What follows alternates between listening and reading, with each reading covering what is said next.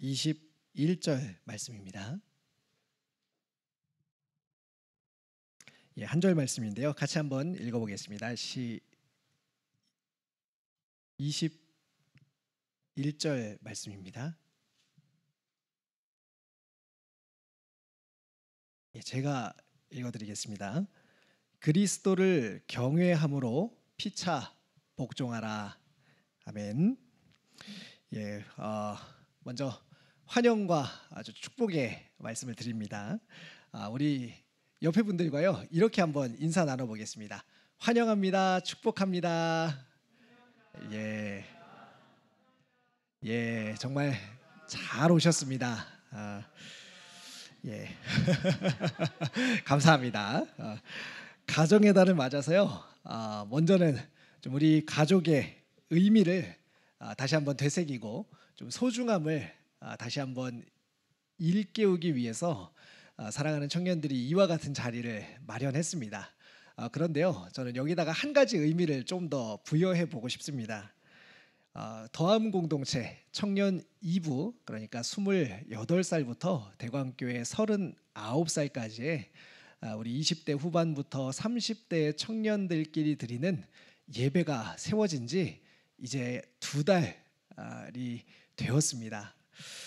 이렇게 2달이 되었는데 이 예배를 좀 같이 소개하고 우리 자녀들이 또 우리 청년들이 어떻게 예배하고 있는지 함께 좀 같이 예배도 나누고 또 우리 청년 자녀들을 위해서 우리 믿음의 부모님들께서 기도의 동역자 되어 주시기를 요청하는 마음으로 저는 오는 예배를에다가 한 가지 의미를 좀 더 이렇게 부여하고 싶습니다.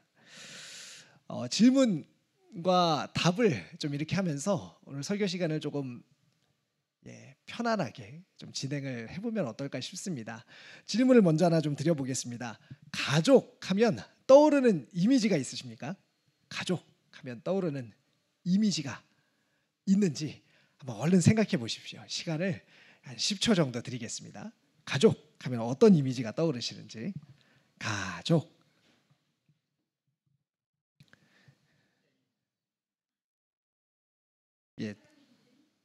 빚쟁이, 사랑의 빚쟁이라고 이야기해 주셨습니다.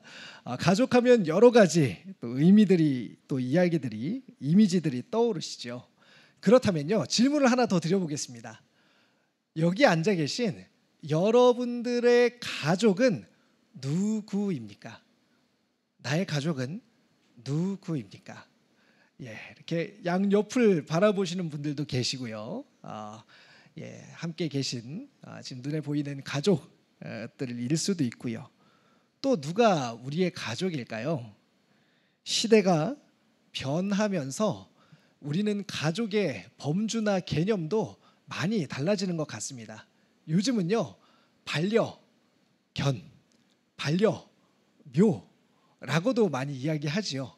즉 우리 집에 함께 거주하는 동물들도 우리의 가족이라고 이야기하고 있습니다.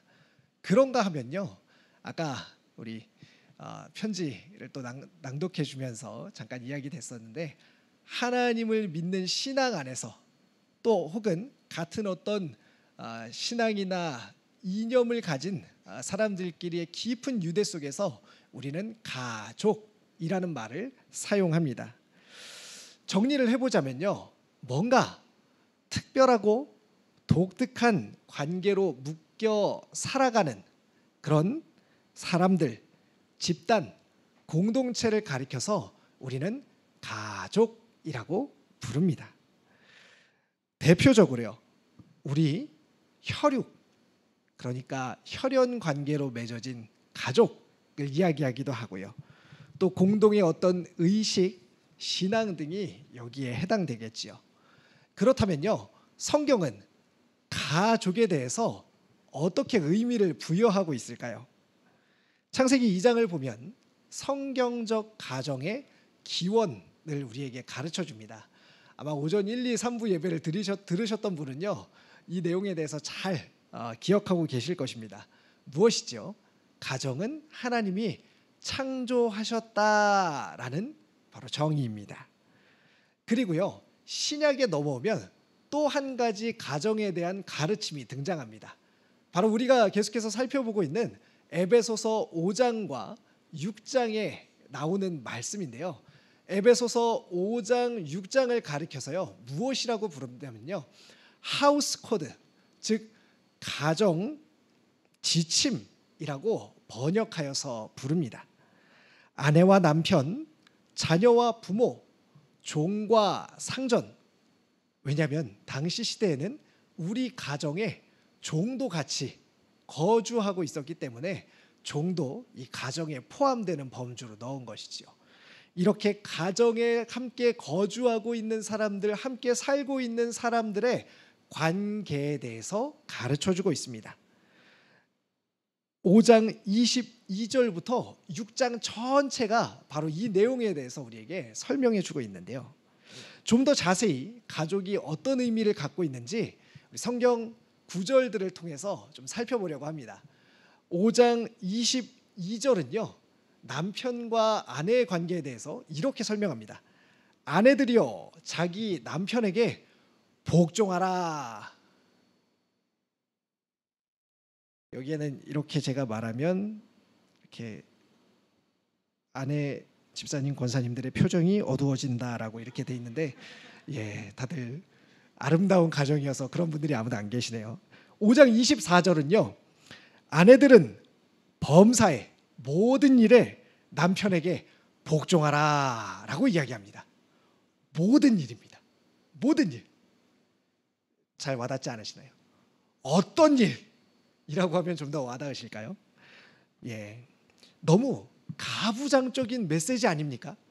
이건 너무 시대착오적인 메시지 아닐까요? 자, 자녀와 부모에 관한 지침도 마찬가지입니다. 6장 1절은요, 자녀들아 주 안에서 너희 부모에게 순종하라, 이것이 옳으니라 라고 말합니다. 거꾸로 얘기하면요, 부모에게 순종하지 않는 것은 옳지 않다라고 말하는 것입니다. 6장 2절은요, 내 아버지와 어머니를 공경하라 라고 나옵니다.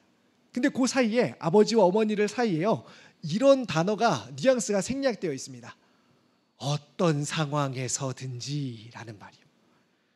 하루가 멀다 하고 가정 문제가 연일 보도되는 지금 이 시대 속에서요, 어쩌면 우리 청년들에게는 받아들이기 어려운 일일 수도 있겠다라는 생각을 해보게 됩니다. 종과 상전의 내용은 어떻습니까? 6장 5절을 보니까요, 종들아 두려워하며 떨며 성실한 마음으로 육체의 상전에게 순종하기를 그리스도께 하듯 하라 라고 말합니다. 종을 부리는 것도 말이 안 되는 세상인데요, 무엇이라고 이야기하고 있냐면요, 성실한 마음으로 라고 이야기합니다. 마음이요, 억지로 하듯, 마지못해 하듯 하지 말고 자발적인 마음으로, 자원하는 마음으로, 성실한 마음으로 주인을 섬기라는 것입니다. 목사님, 이것은 가스라이팅 아닙니까? 라는 얘기가 들릴 만한 구절입니다. 왜 바울은요, 가부장제를 옹호하고 노예제도를 옹호하는 듯한 가정 지침을 주었을까요? 이 문제를 생각해 볼 필요가 있겠죠. 자, 질문을 하나 더 드려보겠습니다. 가족끼리 계신 분들, 또 이렇게 청년들끼리 앉아 있는 그룹도요, 주변의 분들과 이렇게 한번 이야기해 보십시오. 가사 분담은 가족 구성원끼리 어느 정도의 비율로 하는 것이 좋을까요? 가사 분담은 어느 정도로 나누어서 하는 것이 좋을까요? 시간을 한 30초 정도, 30초에서 1분 정도 드리겠습니다. 얼른 한번 나눠보십시오. 자, 가사 분담은 어느 정도로 하는 것이 좋을까요?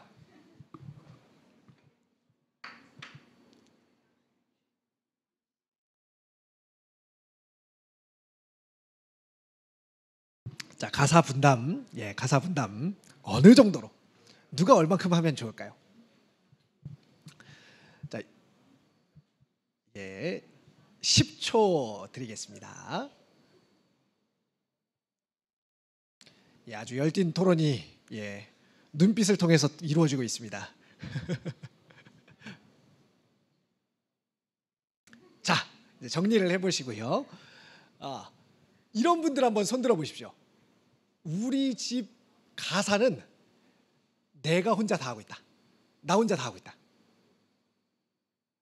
아, 예. 예. 예. 어느 정도로 하면 좋을까요? 혹시 이렇게 좀 이야기해 주실 수 있는 분들 계신가요?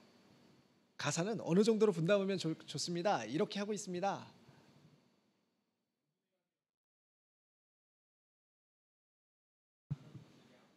예, 되는 대로 시간이 더 있는 분이 자발적으로 한다. 아, 너무 마음이 좋으신데요, 집사님.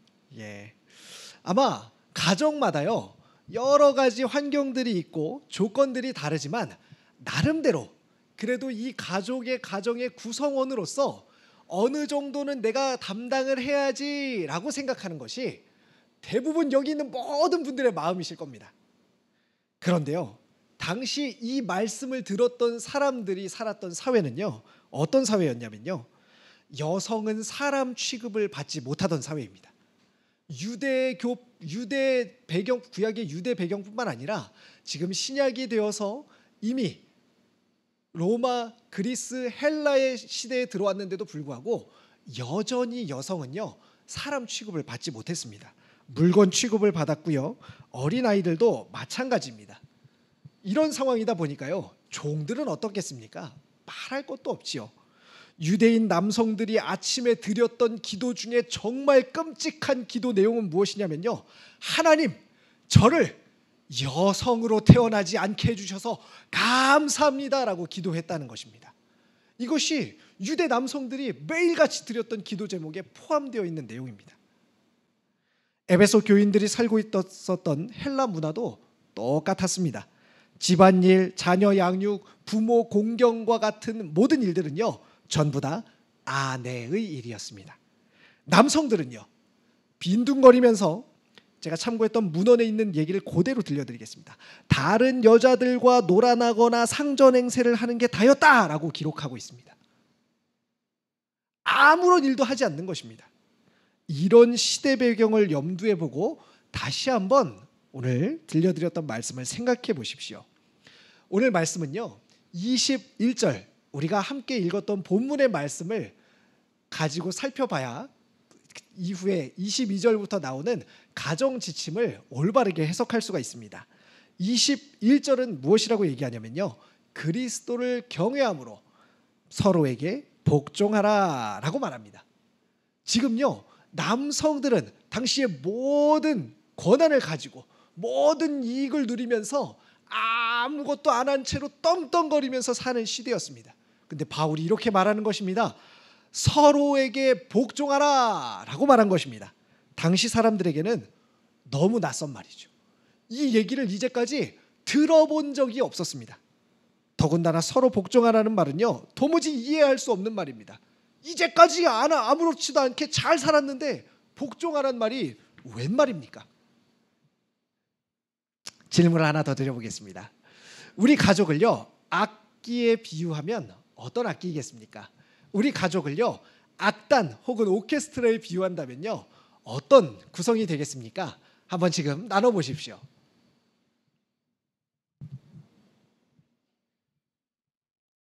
예솔자매님, 앞에 마이크 잡고 한번 이야기해 주시죠. 예, 네, 예, 사물놀이. 그렇게 생각하는 이유는요?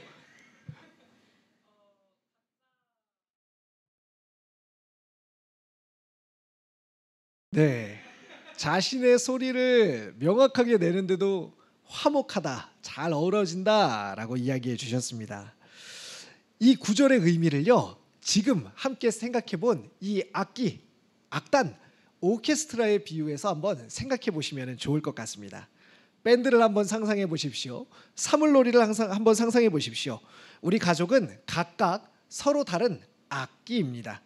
피아노, 드럼, 기타 등과 같은 악기들 말이죠. 악보에 따라서요 오늘 피아노가 먼저 멋들어지게 연주를 합니다. 자신의 파트의 독주가 끝나고 나면요 어떻게 해야 되죠? 자, 드럼으로, 이렇게 하면요 드럼에게 그 자리를 넘겨줘야 합니다. 여기서 바로 피아노가 드럼을 치는 사람에게 어서 오십시오. 이제 당신의 차례입니다. 라고 자리를 내어주는 것을요. 바로 오늘 성경이 말하는 복종하다라는 단어의 의미입니다. 왜 그렇게 할까요? 피아노는 드럼에게 왜 자신의 자리를 내어주는 것일까요? 그것은요, 바로 연주자가 악보를 존중하기 때문입니다. 그 악보를 통해서요, 메시지를 전달하려고 하는 작곡가의 의도를 존중하기 때문입니다. 다시 말해서요, 예수님을 존중하는 마음으로 서로를 대하는 사람들이 바로 가족이라고 설명하고 있는 것입니다. 어떻게 말입니까? 만약 유대 사회와 그리스 사회가 남자와 남편이 여자와 아내의 머리가 되어야 한다라고 말한다면 먼저 그는 그리스도를 닮으면서 그렇게 머리가 되어야 한다는 뜻입니다. 만약 아내가 남편에게 복종하는 일을 피할 수 없는 상황에 처해 있다면, 그런 사회에서 살아가고 있다면 아내들은 그리스도를 본받으면서 남편에게 복종하라는 뜻입니다. 그래서 가정은요, 교회 같고 교회는 가정 같아야 한다라고 말합니다. 바울은요, 교회의 머리이신 예수님이 교회의 신랑이라고 말하고 있습니다. 교회의 남편인 예수님은 교회를 윽박지르거나 무시하거나 숨막히게 하지 않으십니다. 오히려 교회를 섬기고 봉사하기 위해서 자신의 모든 것을 희생하셨습니다. 교회가 예수님이 원하시는 그 모습이 되도록 하기 위해서 예수님께서 그렇게 행하신 것입니다. 이처럼 남편도 아내가 온전해질 수 있도록 모든 것을 다해 헌신해야 합니다. 머리라고 해서 아내를 윽박지르거나 억누르거나 숨막히게 해서는 안 된다는 것이죠. 아내가 그녀 자신이 되도록 하는 일을 가로막아서는 안 됩니다. 좌절시키지 말아야 합니다. 아내를 위한 남편의 사랑은 자신을 아내에게 내어주어 그녀가 온전하게 그녀 자신이 되도록 하는 것입니다. 자녀와 부모의 관계도 마찬가지죠. 이 개념을 가지고 당시 사람들이 되어 본문을 읽어보면요, 앞서 우리가 이야기한 것처럼 너무 가부장적이 아닌가? 너무 시대착오적인 것이 아닌가라는 편견들은 사라지고 혁명의 말처럼 이 본문이 들리게 될 것입니다. 말씀을 정리하겠습니다. 질문을 다시 한번 드려보겠습니다. 내가 꿈꾸는 가족의 모습은 무엇입니까? 이 질문 하나랑요, 또 기억에 남는 가족에게 고마웠던 순간은 무엇입니까? 얼른 한번 나눠보십시오. 시간을 한 1, 2분 정도 드리겠습니다. 기억에 남는 가족에게 고마웠던 순간이 있다면, 내가 꿈꾸는 가족의 모습은, 두 가지 질문을 한번 나눠보십시오.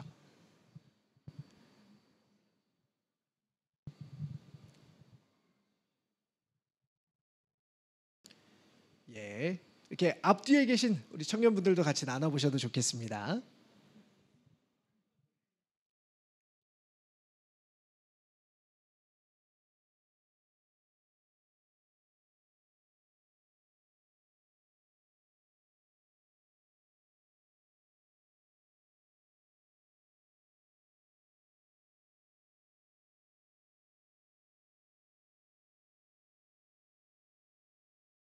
예.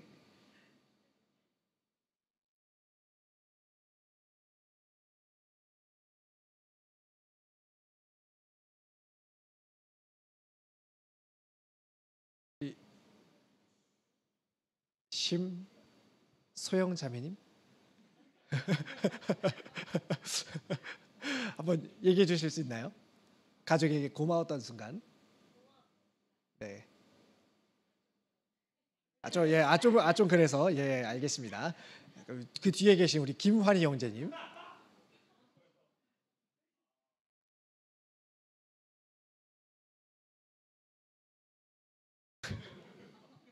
맛있는 거 해주셨을 때, 예, 어떤 순간이든지 간에요, 우리는 가족에게 고마움을 느끼는 때를 맞이하게 됩니다. 에베소서는 가족을 평등한 관계라고 말합니다. 아니, 이 평등한 정도를 넘어서서요, 위치가 같다는 정도를 말하는 것이 아니라 누가 누구에게 복종하는 관계 혹은 위아래의 그런 관계가 아니라 예수 그리스도, 예수님을 머리로 하여서 예수님을 존중하는 마음으로 서로가 온전한 아빠, 엄마, 아들, 딸, 남편, 아내 누구 그 존재가 될 수 있도록 자신을 기꺼이 내어주는 존재라고 우리에게 가르쳐주고 있는 것입니다. 안타깝게도 지금 이 시대는요, 나를 위해 남을 윽박지르고 무시하고 숨막히게 하고 희생하는 방식으로 살아가는 그런 시대가 되고 말았습니다. 그래서 가족이라는 이름으로 있으면서도요, 참된 가족됨을 누리지 못하는 가정이 너무나 많이 있습니다. 이런 시대에 오늘 말씀처럼요, 나를 위해 모든 것을 내어주는 부모님이 있고 나의 모든 것을 믿고 따라주는 자녀가 있고 서로가 하나님께서 창조하신 그 자신이 되어갈 수 있도록 버팀목이 되어주는 가족들이 있는 곳이라면요, 우리는 그곳을 마음껏 목소리를 아주 크게 높여서 가정이라고 부르고 교회라고 부르고 하나님 나라라고 부를 수 있을 것입니다. 여기 모인 우리 사랑하는 청년들과 또 모든 가족들의 가정이 이와 같은 가정 되기를 간절히 축원합니다. 기도하겠습니다. 하나님, 우리의 가정을 세워주시니 감사합니다. 하나님께서 만드시고 세우시며 인도하시는 모든 가정이 주님께서 교회를 위해 모든 것 내어주셨듯이 우리 서로가 서로에게 모든 것을 내어주는 그런 사랑과 헌신으로 살아가는 복된 가정이 되게 하여 주시옵소서. 가정을 무너뜨리는 악한 영을 물리쳐 주시고 온전히 하나님의 뜻이 우리 가정에 이루어지게 하여 주시옵소서. 감사합니다. 예수님 이름으로 기도합니다. 아멘.